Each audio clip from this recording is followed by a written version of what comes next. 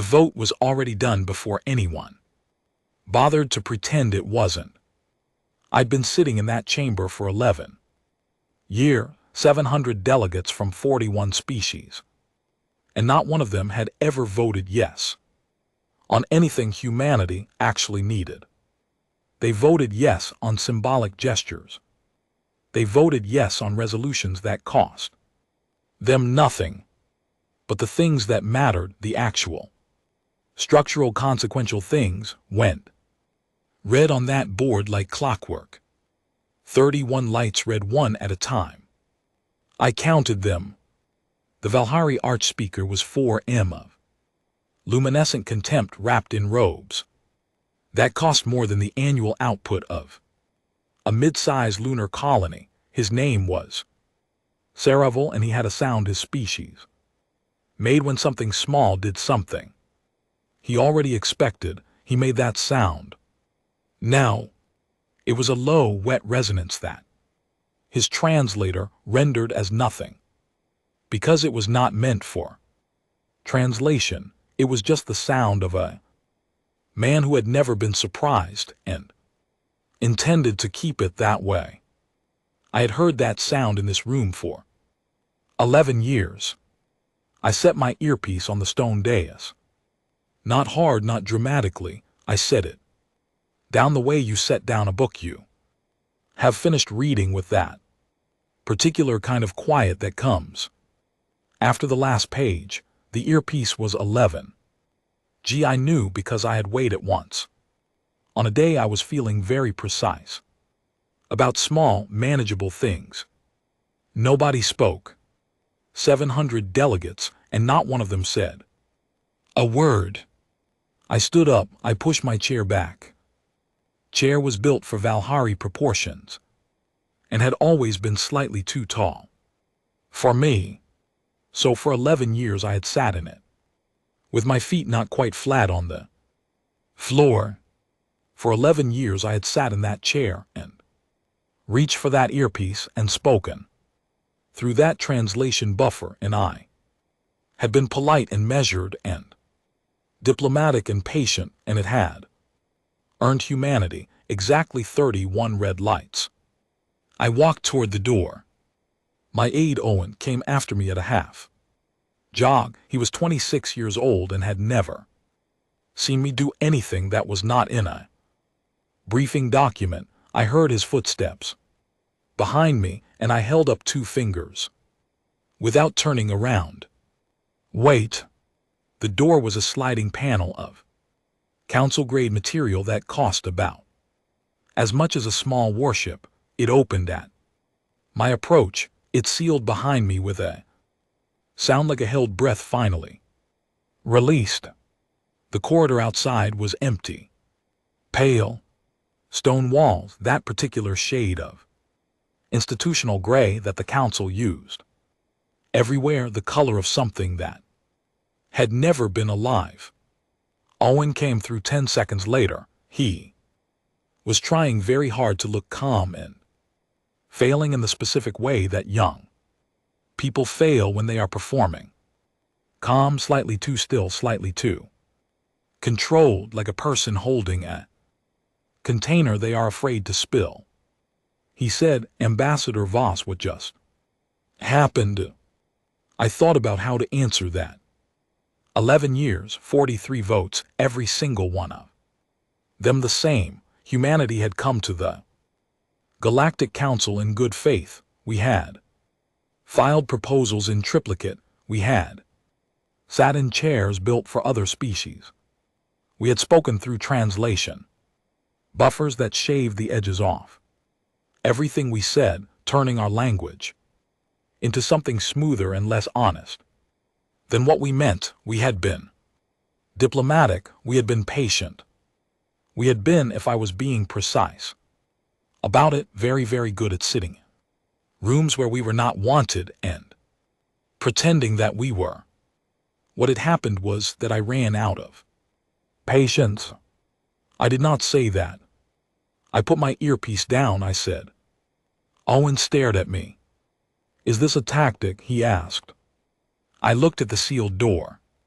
Behind it, 700 delegates were doing what delegates do when something unexpected happens. They were talking about procedure, they were referencing precedent, they were checking whether there was a formal protocol for what I had just done. There was not, because no one had ever done it before. No, I said. Owen waited for me to say what it was. Instead, I did not. I started walking down the corridor. My heels made a sound against the stone floor that I had always liked, clean and deliberate, the sound of a person going somewhere on purpose. Owen fell in beside me, his tablet already open, his fingers moving over it, with the desperate efficiency of a man who needed data to make sense of a situation that data could not explain. The council secretary will want a statement, he said. The council secretary will want a lot of things. What do I tell him?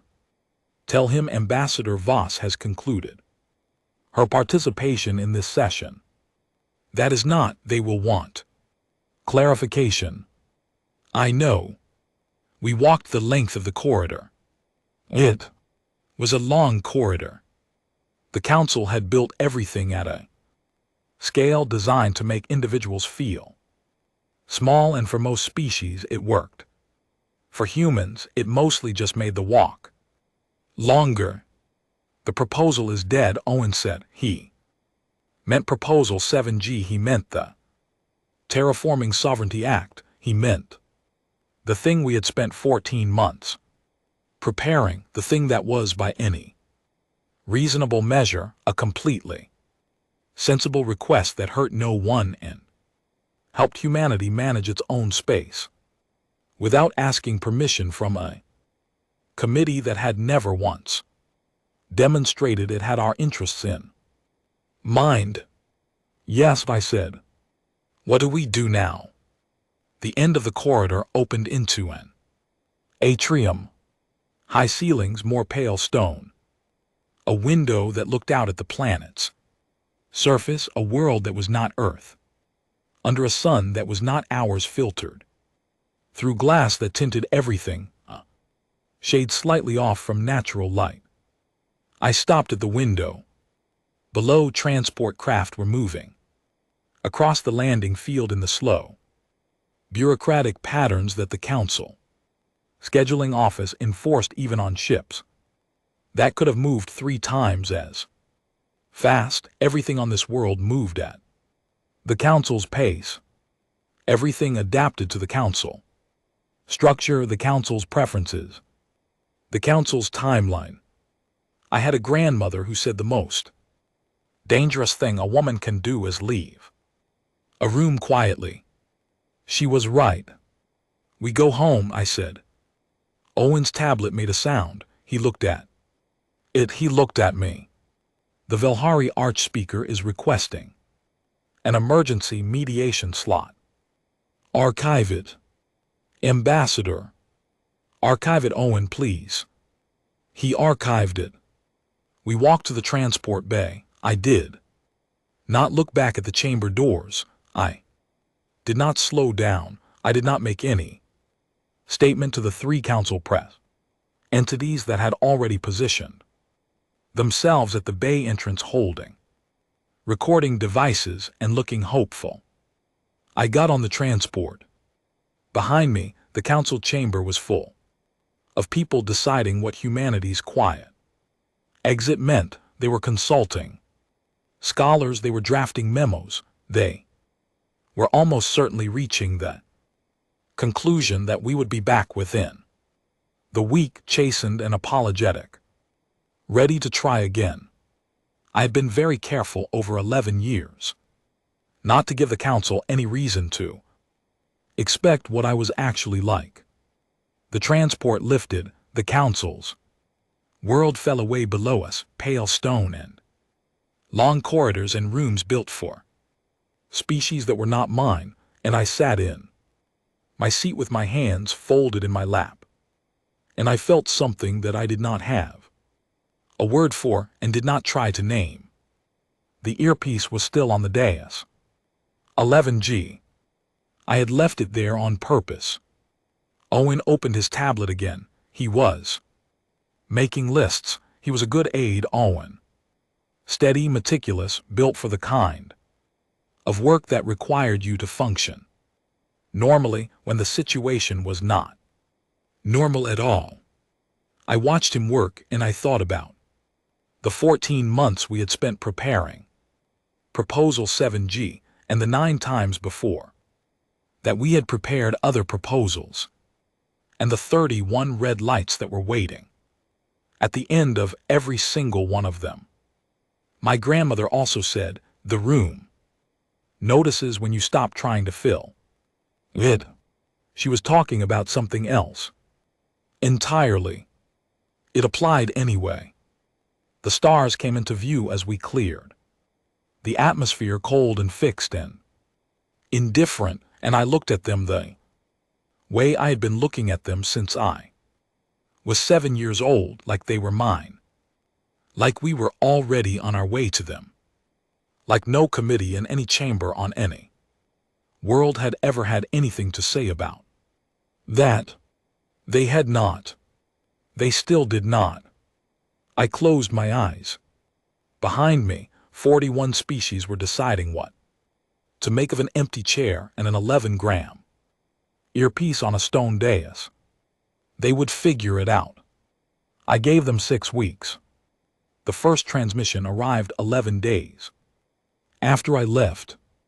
I read it on a Tuesday morning in the UNSC briefing room on floor 4 of the Geneva Annex, where the coffee was terrible and the lighting made everyone look like they had not slept, which was usually accurate. The transmission was from the council secretary's office and it used the word imperative 4 times in 11 sentences, which told me everything I needed to know about how the meeting it was requesting was going to go.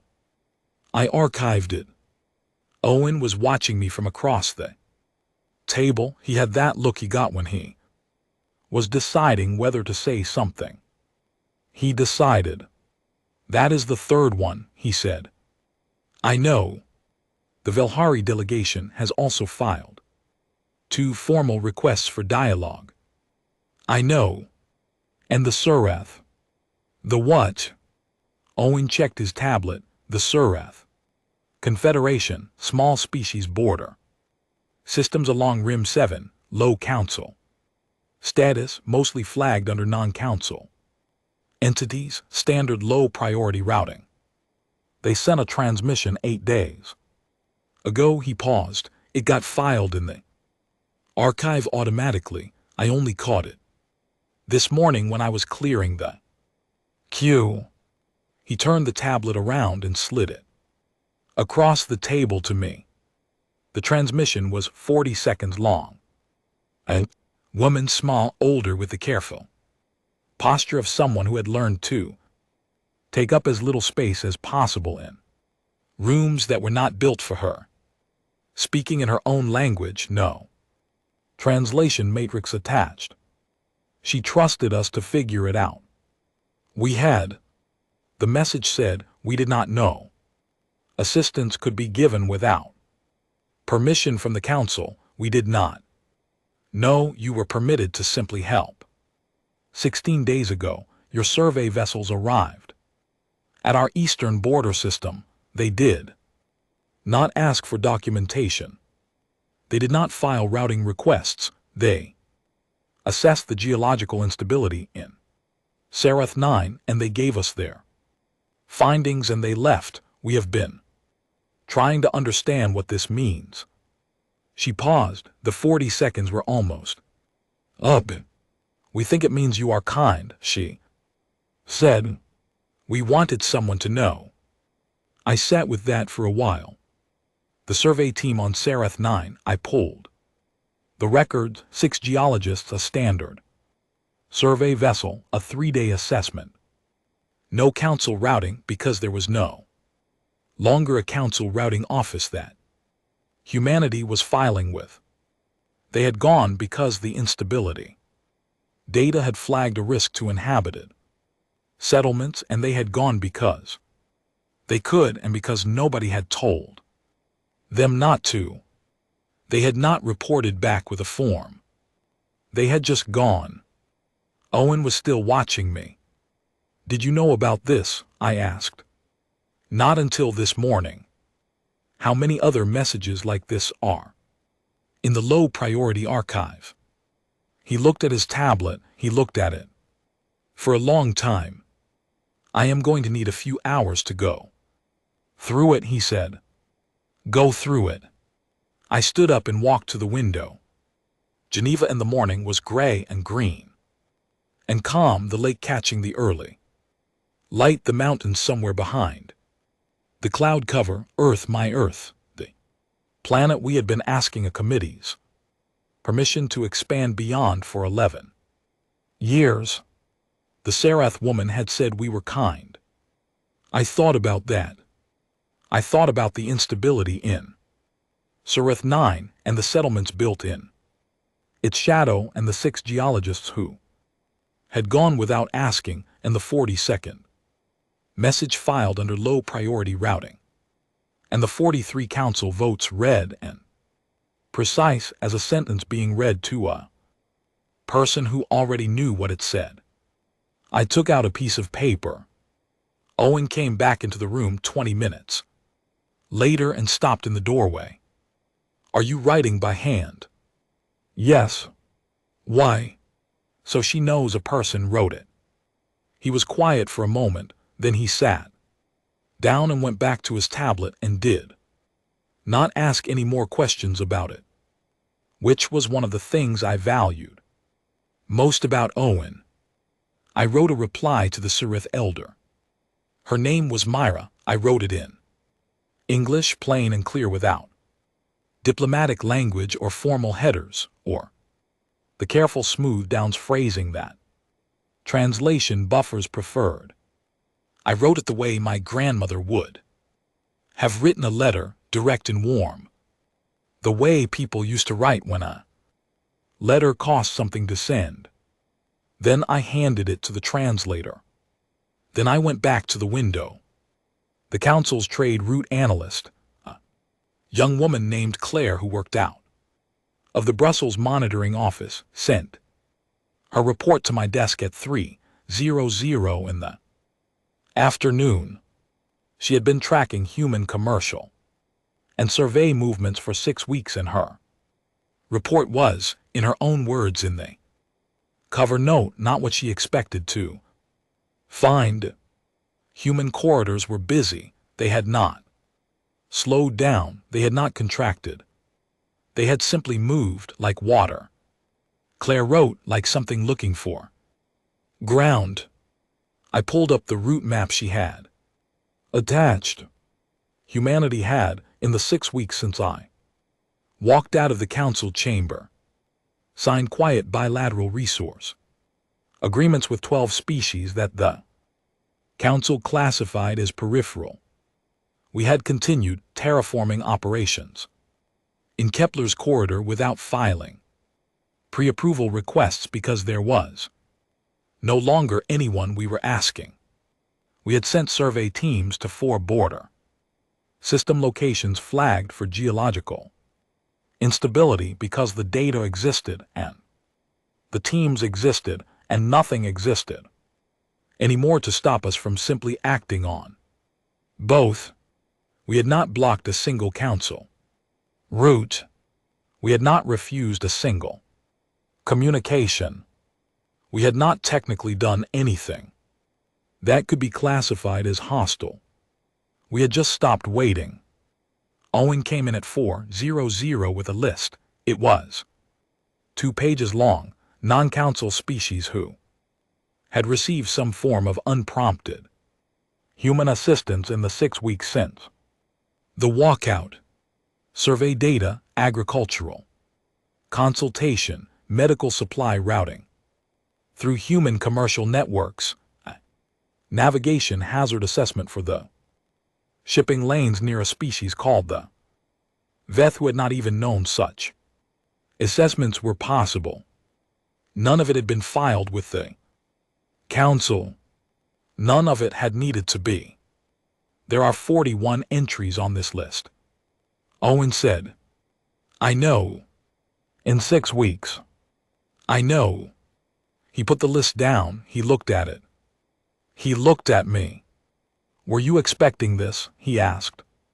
I thought about the 9 proposals, the 31 red lights, the 11 years of sitting in a chair that was too tall for me and reaching for an earpiece and speaking through a buffer that shaved the edges off everything we said. No, I said, but I was not surprised by it either. He nodded slowly. The council secretary has sent a 5th transmission, he said. This one uses the word crisis. Archive it. In the council chamber, Saraval was reviewing the trade route maps that his intelligence office had compiled. He was a careful man, thorough in the way that powerful people sometimes are, when they have never had reason to be anything else. He looked at the routes for a long time. He made a species sound for inconvenience, a low compressed tone that his translator did not render, because it was not meant for external audiences. Then he scheduled a task force. The task force had 14 members, a 90-day evaluation timeline, and a mandate to assess the implications of human disengagement from standard council frameworks. 90 days. He filed the scheduling form and moved to the next item on his agenda. Myra's reply came back 3 days after I sent my letter. It was 2 sentences. We have shared your message with the full Seraph Council. We did not know until now that we had been seen. I read it twice. I read it at my desk at 7:00 in the morning with the coffee that Owen made, which was better than the Geneva Annex coffee, and I sat with those 2 sentences for a while and thought about what it cost to spend a long time not being seen. I did not share the message with the press office. I did not include it in the weekly briefing document. I filed it in my personal correspondence folder where I kept the things that were too important to lose in bureaucratic routing and too private to turn into policy. Then I got up and went back to work. The bilateral agreements needed follow-up documentation. The Kepler's corridor teams needed updated geological reports. There were 41 entries on Owen's list, and most of them needed some form of continued engagement, and there was no council framework to do any of it through, which meant we were building the framework as we went. It was messier than filing forms in triplicate. It was also faster. It was also, and this was the part I kept returning to, the part that sat in the back of my mind at odd hours, during transit, during briefings, during the moments between one task and the next. It felt like the thing we had been trying to do all along, except without the waiting. 11 years of waiting. 6 weeks of not waiting. 41 entries on a list. 1 message filed under low priority. Routing from a woman who wanted someone to know. Owen knocked on the open door. Claire from Brussels is on the line, she says. The route map has updated and she wants to walk you through the new patterns. Put her through. He paused. She also says, and I am quoting, that the numbers are doing something she does not have a precedent for, and she has been doing this for 12 years. Then I picked up the line. Outside, the mountains had come out from behind the cloud cover, snow on the peaks, clean and precise, the kind of detail that exists whether or not anyone is in the room to see it. 41 entries. In 6 weeks. Without a single permission form.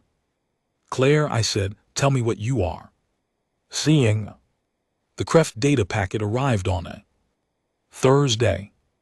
I was in the middle of a resource agreement review with a species called the Navar when Owen came in and set the packet drive on the desk beside my coffee and left without saying anything. That was how I knew it was serious. Owen said things. Owen narrated the day as it happened, a running commentary of tasks and schedules and incoming requests, because that was how he processed information, and I had stopped asking him to be quieter about it years ago. When Owen was silent, the thing in front of him had no words that fit. I finished the Navar review. I thanked their delegate, a patient woman named Sola, who had flown 16 hours for a meeting that ran 40 minutes, and I walked her out and I came back and I sat down and I picked up the data packet drive. I read it once. Then I set it down. Well, I said to the empty room, now. I sat with that for a moment, then I picked it up and read it again.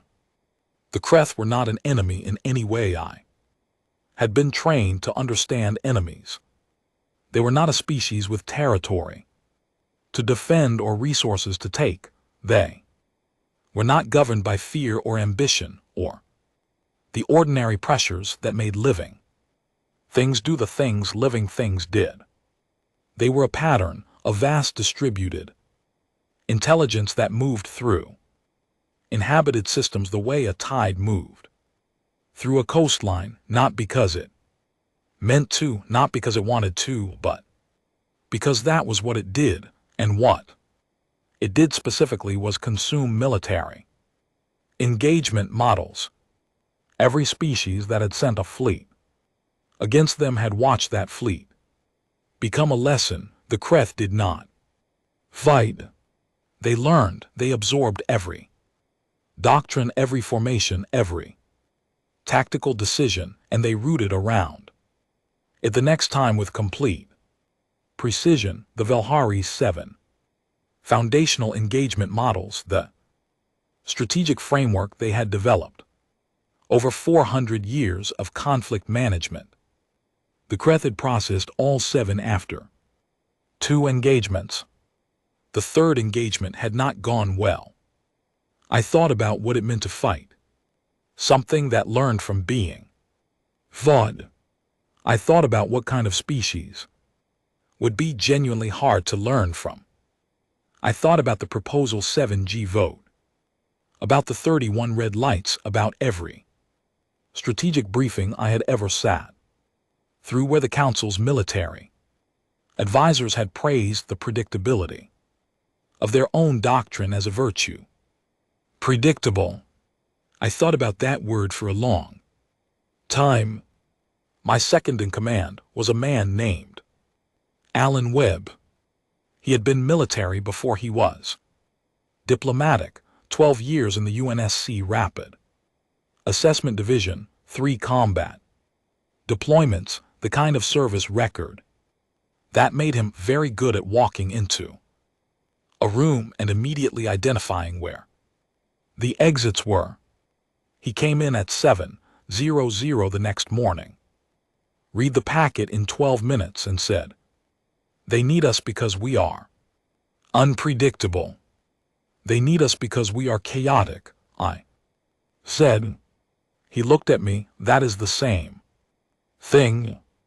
"No," I said, "unpredictable means they cannot guess what we will do. Chaotic means we cannot guess what we will do.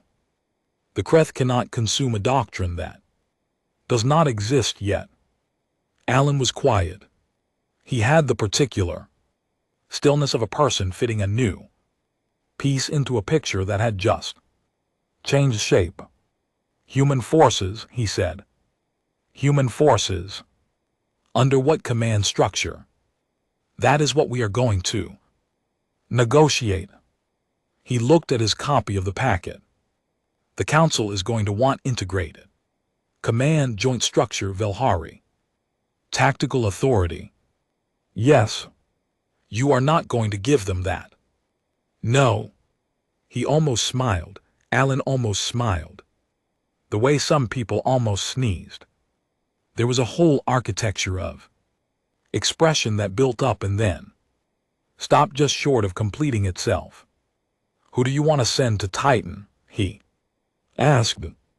I've been thinking about this since Thursday. Colonel O, I said. Alan nodded.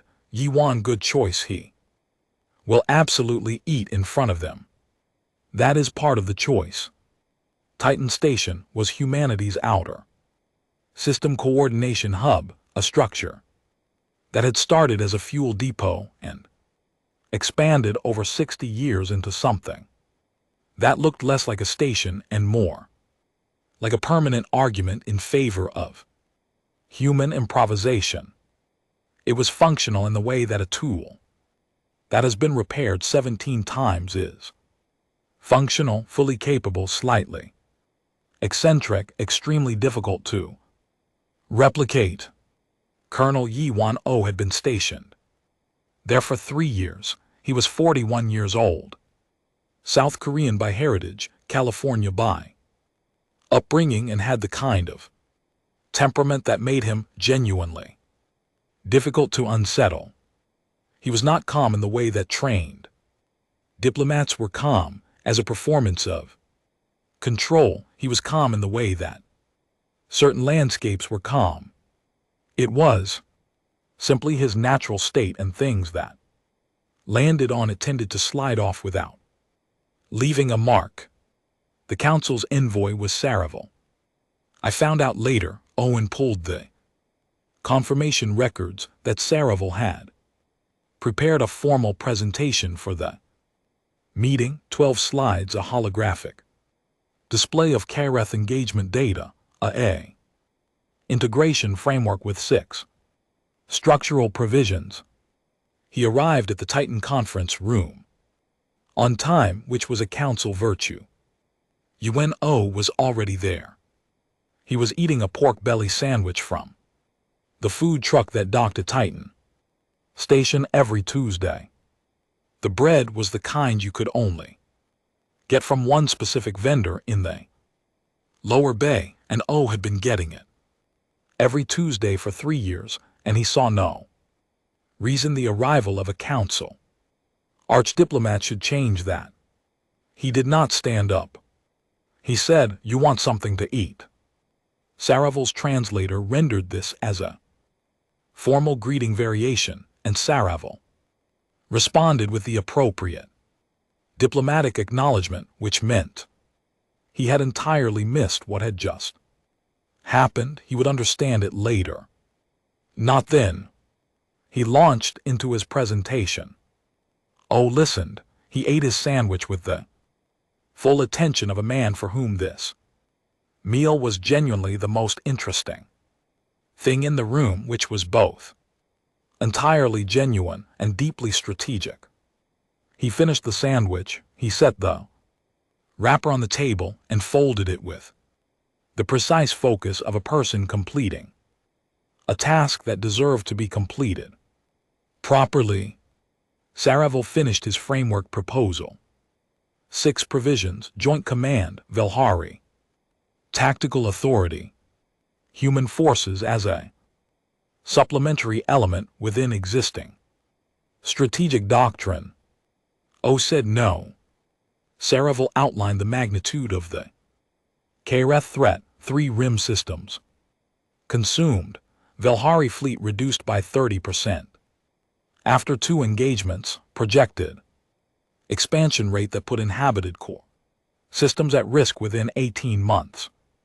O said, I understand. Saraval said, then you understand the urgency of cooperation. O said, yes. He paused. Still no, but I will tell you what I will do.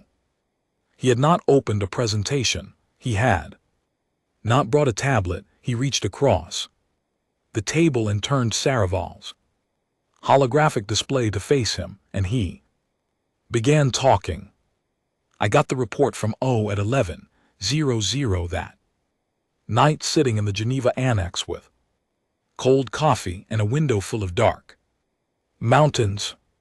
The report was 4 lines long. Meeting went fine, told them what we would do and what we would not. They do not love it, they will take it.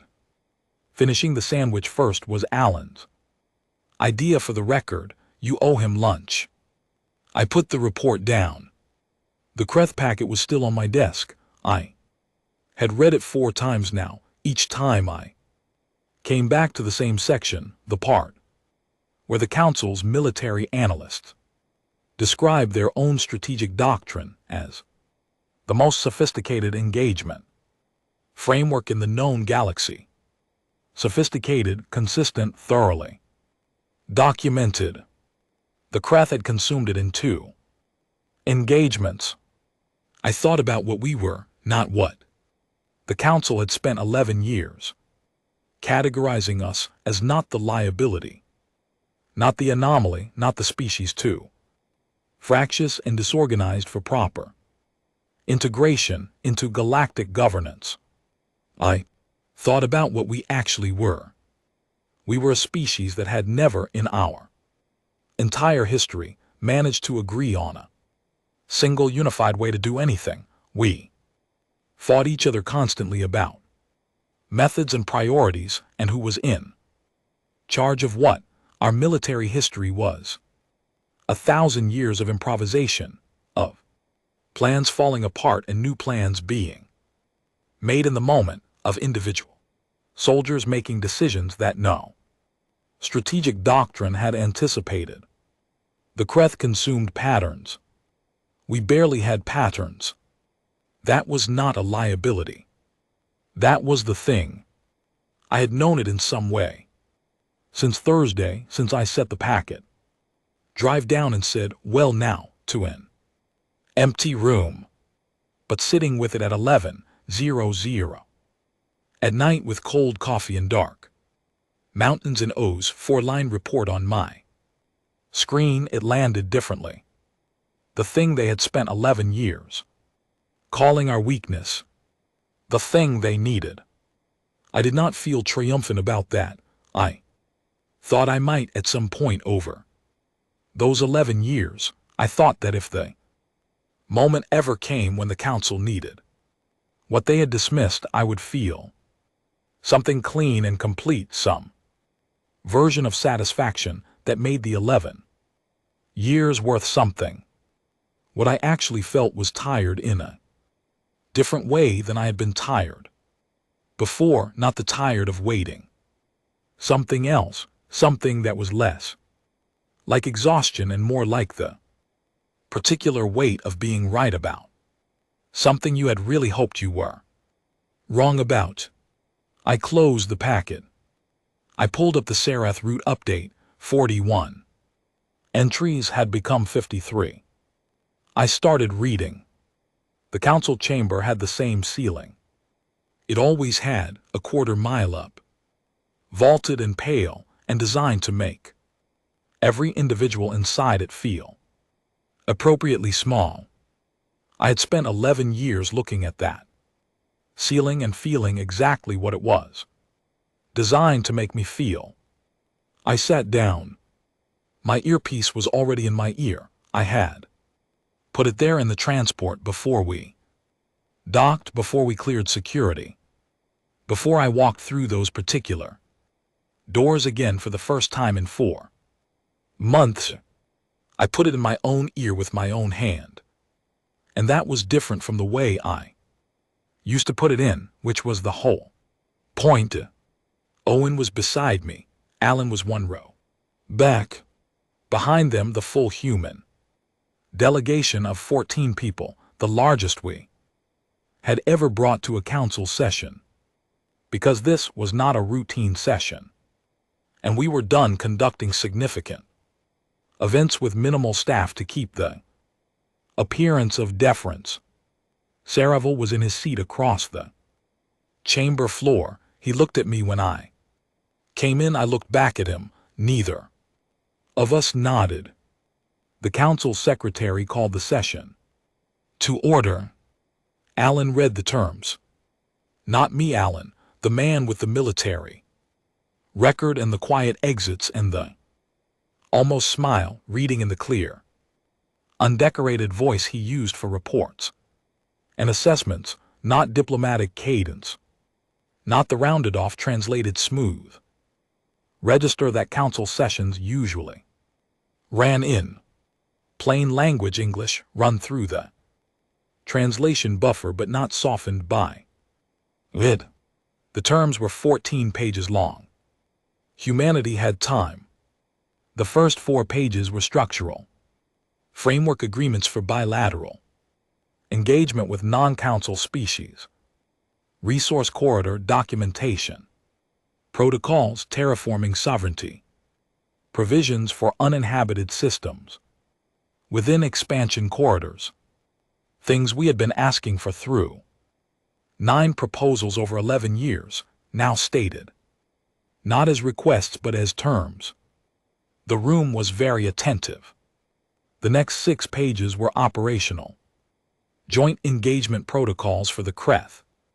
Response human force parameters and command independence, a clear boundary. On integration that gave the council what it needed, our participation, without giving it what it wanted, which was our compliance. Saraval objected to 3 clauses in page 7. I let him finish. I timed it 40 seconds. Then I said, bless your heart, those are not the ones to object to. His translator rendered it as a diplomatic acknowledgement. He moved on. He would understand it eventually. They always did. The remaining 4 pages were the ones the room was not expecting. Alan turned to page 11. He said, Term 1 effective upon ratification of this agreement, full council recognition, provisional protectorate status and permanent diplomatic seat Surath Confederation. The room was very still. Not the performed stillness of delegates waiting for the next agenda item. Actual stillness of a large number of people recalculating something at the same time. I had been in rooms where that happened before. There was a particular quality to it, a silence that was not empty but dense, full of the sound of assumptions being revised. In the observer gallery, 3rd row from the front, Myra sat in the seat that the Surath delegation had been allocated. Observer status non-voting, present. Only because I had personally filed the attendance request 3 days ago and listed it under a provision so procedurally minor that no one had flagged it for review. She had come from 16 hours away. She was wearing formal Surath dress. Deep gray, precise in its simplicity. The kind of clothing that said, I know what this occasion is. When Alan read Term 1, she made a sound. I heard it from across the chamber. 40 ft of stone floor and 700 bodies and the ambient hum of translation equipment. And I heard it not loud, not staged. The sound of something that had been held for a long time releasing without warning. Her translator would not have caught it. It was not meant for translation. I looked at the ceiling. 1/4 mile up, pale stone designed for weight. It did not feel as heavy as it used to. The session ran for 4 hours. The objections came in waves. The Valhari bloc objected to the command independence provisions. The Tureth Collective had concerns about corridor documentation that were actually concerns about precedent. Because if humanity could operate bilaterally, then so could everyone, and that was a larger structural disruption than the Tureth preferred to contemplate. The Mevin delegation was quiet throughout, which I had learned over 11 Years meant they were doing math and would ask questions at the end that were more pointed than anyone expected. I answered everything directly. Not warmly, not apologetically. Directly, because these were terms, not proposals, and the language of terms was different from the language of proposals. Proposals said we would like to. Terms said, here is what we are doing. The distinction was significant, and I was not pretending it was not. Owen passed me a note at the 2-hour mark. It said, Saraville has not objected since page 7. I glanced across the chamber. Saraville was reading page 13. His expression was the one I had seen him use when he was processing something that did not fit his existing model, not hostile, not defensive, careful, the expression of a man who was genuinely thinking. I had not expected to respect him in that moment. I did a little. The vote on term 1, the Sarath provision, came at hour 3. I had not been certain it would pass. I had run the numbers with Owen the night before, and the numbers said possible, but not guaranteed. The council's instinct ran toward consolidation. Expanding the voting block meant expanding the number of variables, and the council ran on the premise that fewer variables meant better governance.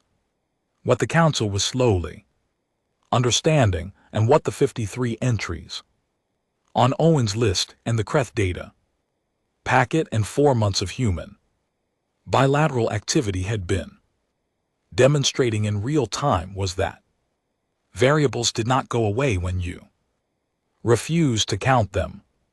They just moved somewhere you were not watching. The vote ran 21 yes, 8 no, 6 abstentions. The Sarath Confederation would hold a permanent diplomatic seat. In the observer gallery, Myra sat very still. Then she took a breath that I could see from 40 ft away, the breath of a person who had been bracing for a long time and was now slowly allowing herself to stop. I thought about 43 seconds in a low-priority inbox queue. I thought about that more than I meant to. The full agreement passed at hour 4. Not unanimously. The vote was 26-12. With 3 abstentions, not a resounding endorsement, not a victory celebration. The kind of vote that happened when a room had looked at the alternative and decided this was preferable. That was fine. I had not come for a celebration. Alan gathered the documents. Owen packed the briefing materials. The human delegation moved toward the exit in the calm, methodical way that people moved when they had done what they came to do and were ready to go home. Saraville crossed the chamber floor. He did not hurry. He moved at the pace of a man who had made a decision about something and was carrying it deliberately, the way you carry something you are not entirely certain of yet. He stopped beside me. Ambassador Voss, he said. His translator gave it the formal register. Archspeaker, I said. He was quiet for a moment. He looked at the terms document in Alan's hands. He looked at the chamber, which was emptying around us. He said, you were prepared for this outcome. I thought about the right answer. No, I said, we were prepared for all of them. He processed that. Something in his expression shifted, not the recalculating look from earlier. Something adjacent to it. The look of a person who had just understood something they had been missing for a long time. He inclined his head. It was not a bow. It was not an apology. It was the particular acknowledgement of one professional to another across Distance that had not closed and was not pretending to have closed. I inclined mine. He walked away. Owen was at my elbow. Transport is ready. 1 minute. I looked at the dais, the stone surface.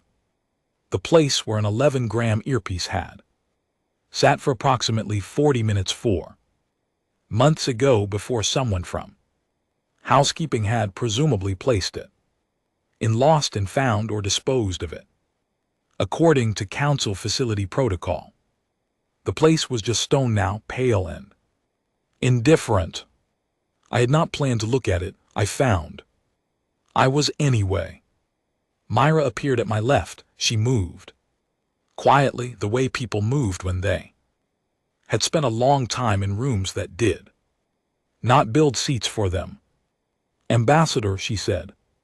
Myra. She looked at me with the careful, direct expression I had come to recognize from her transmissions, the expression of a person who said exactly what she meant and meant exactly what she said. This seat at the council, we did not ask for it. I know. Why did you put it in the terms? I thought about the right way to answer. That, the diplomatic answer, the policy answer, the answer that framed it as strategic positioning or precedent setting or the logical extension of the bilateral engagement framework. I said because 43 seconds is too long for a message like yours to sit in a low priority queue. She did not respond immediately. She looked at me. Then she said, I would like to understand your people better. We are very confusing, I said. Fair warning. Something moved across her face. Something that on a human face I would have called the beginning of a smile. Yes, she said, we noticed. She walked toward the gallery exit. I watched her go. Owen said again, transport is ready. Coming, I said. I did not look at the dais again. 1 year. The chair was the wrong shade of blue. Not dramatically wrong, not something anyone else in the room would notice or care about. It was simply that the council fabricators had built it to human proportions, and they had done a reasonable job of that part, but the color, which had been specified as a medium neutral blue in the original design request, had come out somewhere between institutional gray and the particular blue of something that had never quite committed to being either. I sat down in it anyway. The ceiling was still a quarter-mile up. Some things were consistent. The chamber had been arranged differently for the integration ceremony, more seating for observers. Delegations from 37 species, including 8 that had not attended a full session in over a decade. The Sureth delegation, not observer status, not flagged as low priority, was seated at the main floor level for the first time in the Confederation's existence. Myra was in the front row. She was wearing the same deep gray she had worn 4 months ago in the observer gallery. I had the impression she wore it when things mattered. Around her, the full Sureth diplomatic team, 4 people, which was small by council standards, sat with the careful, composed attention of people who understood exactly where they were and what it had taken to get there. I had not told her I was glad she was there. I was, though. The ceremony itself was, by council tradition, elaborate. The formal readings, the procedural declarations, the sequential acknowledgement of each voting member's ratification. The council secretary had a gift for making significant things feel like form filling, which was either a tremendous talent or a significant flaw, depending on what you were hoping a moment would be. I sat through it with the practiced patience of someone who had spent 11 years in rooms like this and had learned somewhere around year 3 that the ceremony was not the point. The ceremony was the packaging. What mattered was what had already been decided, what was already in motion, what was already written into agreements that would outlast this room and everyone in it. Alan was behind me, Owen to my right. Tablet open, tracking the session. Timeline with the focus of a man who found order genuinely comforting. I sat and I looked at the ceiling. Before the final gavel, during the procedural pause that the council used for documentation signing, Myra appeared at my shoulder. She moved quietly. She had a talent for arriving without announcement that I suspected was less a skill and more a lifelong habit formed in rooms that did not expect her to be in them. Ambassador Voss, she said, I have a question. Of course. She was quiet for a moment in the way that people were quiet when they had been thinking about something for a while and were deciding how to ask it. Then this phrase you use, bless your heart, I heard it in the session 4 months ago. I want to understand it. Precisely. I looked at her. I thought about how to explain it. The honest explanation required some context about a very particular kind of Southern American social interaction, about the specific social armor of a culture that developed the phrase as a way to say one thing while meaning another, while making the recipient aware of both levels simultaneously. It required explaining irony as a form of warmth and distance at the same time. I thought about Saraval's objection. On page 7, I thought about the 40 seconds I had given him. I thought about the way I had said it, which was not cruel. I had been very careful that it was not cruel, but which was also not soft. It means I see you very clearly, I said, and I am choosing not to say what I am thinking. Myra considered this. And when do you say it warmly? She asked. When you mean both things at once. She was quiet again. Then she said, I think I have been saying a version of this my entire life in Sarath. I did not know other languages had it. Most languages have something like it. I said, the ones where people have had to be careful for a long time. She looked at me with that direct, careful expression. Yes, she said, that is exactly it. The council secretary called the session back to order. The final gavel came down at 14:47. Council Standard Time. The room responded in the various ways that 37 species expressed collective acknowledgement, which was a genuinely interesting sound. Not unified, not harmonized, each species' version of approval layered on the others in a complex and unplanned chord. I sat in the wrong shade of blue chair and looked at the ceiling and thought very precisely nothing for approximately 4 seconds. Then I reached into my jacket, took out my earpiece and put it in my ear. My own hand. My own choice. Same 11G. I did not weigh it again. I knew. Owen appeared beside me before I had fully processed that the session was over. He had his tablet because Owen always had his tablet, and his expression had the specific quality that it got when he was carrying information that he was not sure how to frame. Message from Colonel O, he said. He handed me the tablet.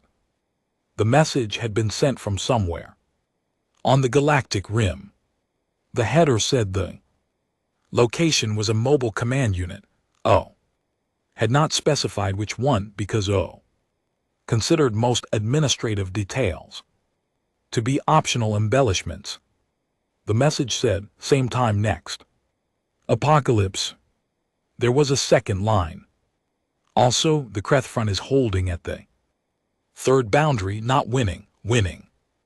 Looks different, 3 species evacuated. Clean, Navar got their whole orbital infrastructure out, tell the Surith lady. Hi from the sandwich guy. I read it twice. Owen was watching me with the expression he reserved for situations where he thought he might be witnessing something significant and was not certain whether to say something about it. Tell him hi back, I said. From who? From the earpiece lady. Owen made a note. He was one of the few people on Earth who could make a note without expressing any visible opinion about its contents, which was a talent I had come to rely on. The evacuation data from the RIM systems came in the next morning. O's message had said 3 species, and the data confirmed it, the Navar, the Velserith Border Collective, and a small, previously uncatalogued group called the Ev who had been living in a system that the Council's survey records had classified as uninhabited because the Council's survey records had been compiled 60 years ago and nobody had gone back to check. O's team had found them while plotting evacuation corridors. They had rerouted the corridor. They had pulled the Ev out with 30 hours to spare before the Kreth tide reached that system. 30 hours. The corridor reroute had not been in the plan, it had not been in the doctrine. O had looked at the data, found the people, and changed the plan because the plan was supposed to serve the outcome. And the outcome was keeping living things alive. The Kreth consumed doctrine. They had no mechanism for consuming someone who threw out the plan mid-execution. That was the thing, that was what the Council had spent 11 years trying to smooth out of us. I sat with the evacuation data for a while. Outside the window, Geneva was going about its morning, the lake, the light, the mountains deciding whether to be visible today. A city that had been the home of human diplomatic ambition for over a century. The place where treaties were made and agreements were written and people sat across tables from each other and tried to find language for the things they needed. We were good at that. We were also good at rerouting corridors. When we found people where the map said there should not be any. Both things were true. Both things were ours. The Valhari Archspeaker held his first post-agreement session review at 10:00. In the morning Council standard, I was not in that session. I received Owen's summary an hour later. Item 14 on the agenda, routine. Infrastructure proposal from the Sarath Confederation requesting survey. Assistance for agricultural development. In Sarath 12. Saravel voted yes. No statement, no commentary. He voted yes and moved to item 15. I read that line in Owen's summary 3 times. Not because I was surprised, I had known after the last conversation in the chamber that Saravel was a man capable of recalculation. I had known it and I had respected it. And I had not expected it to land the way it did, a small quiet yes on a routine infrastructure proposal, so unremarkable it appeared 14th on an agenda. That was the thing about recalculation. It looked like nothing, it was quiet, it was also the most significant vote he had cast in 4 months. I filed Owen's summary and I did not say anything about Item 14 to anyone because some things were too precise to put into language. And this was one of them. 3 weeks after the ceremony, Myra sent a message. Not through the council communication system. She had figured out the direct channel, the one that bypassed the routing buffer, the same way she had sent her first message in her own language, trusting us to understand. She wrote in English this time. Her English was careful and very precise, the kind that came from learning a language as an adult, each word placed deliberately, chosen because it was the right one, not because it was the easy one. She said, I have been practicing bless your heart. I used it in a trade negotiation with the Tarath delegation. Today, I think I used it correctly. Lead negotiator went very quiet and then changed his position on 3 clauses. Is this correct usage? I read it at my desk in the morning with good coffee. Owen had found a source that actually worked, and I felt something move in my chest that I did not try to name. I wrote back, that is perfect usage. You are a natural, do not let them figure out what it means. She replied in 4 minutes. Too late, I told them. I looked at my desk, I looked at the window, I looked at the message for a long time. Then I wrote, why?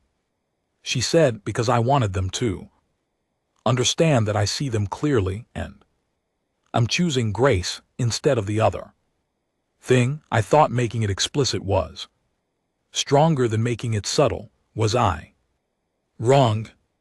I sat with that. For a long time I sat with that. The subtle version was the armor. The armor that said, I know and you know I know, and we are maintaining the surface together. It was the version I had used for 11 years in a chamber with a quarter-mile ceiling, with an earpiece in my ear and patience like a held breath. The explicit version said, I see you. I choose this anyway, not because I have to, because I want to. Both were true, both were real. They were not the same thing. No, I wrote back, you were not wrong. You found a version I had not thought of.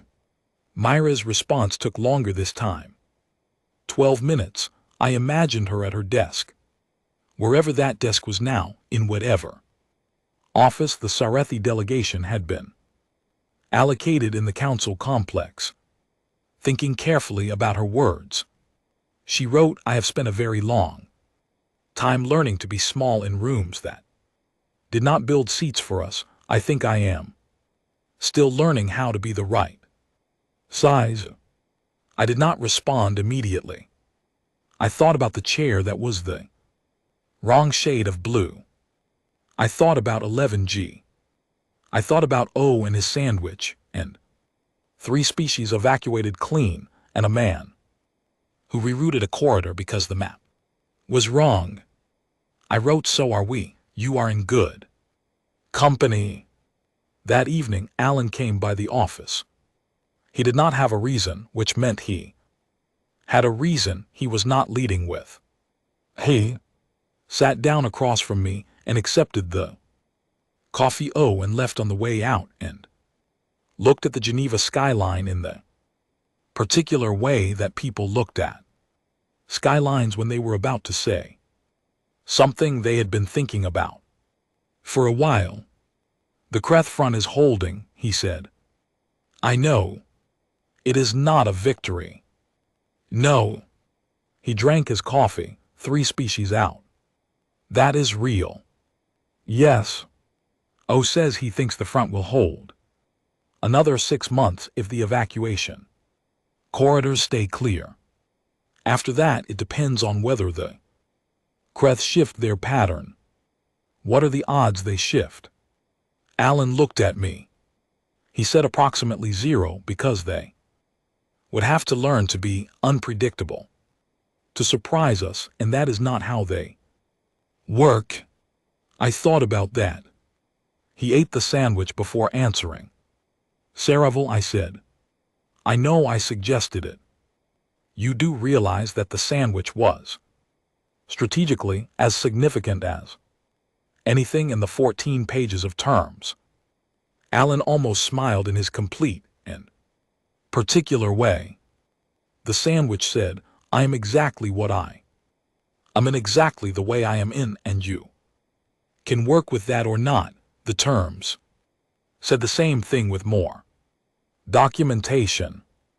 Yes, I said. 11 years, he said. 11 years. He finished his coffee. He looked at the skyline. He set the cup down with the careful precision of a man who was about to say the thing he had come to say. Was it worth it? He said. I thought about 41 entries on a list. 53. The Sarath Elder in the Observer. Gallery breathing out. Item 14 on N. Agenda a quiet yes. Myra using a phrase as a declaration instead of armor. 3. Species on the right side of a tide. Ev, who had been invisible and 60-year-old. Records now alive and somewhere safe. The wrong shade of blue. 11 grams. A different kind of tired. Ask me again in 11 years, I said. Alan almost smiled.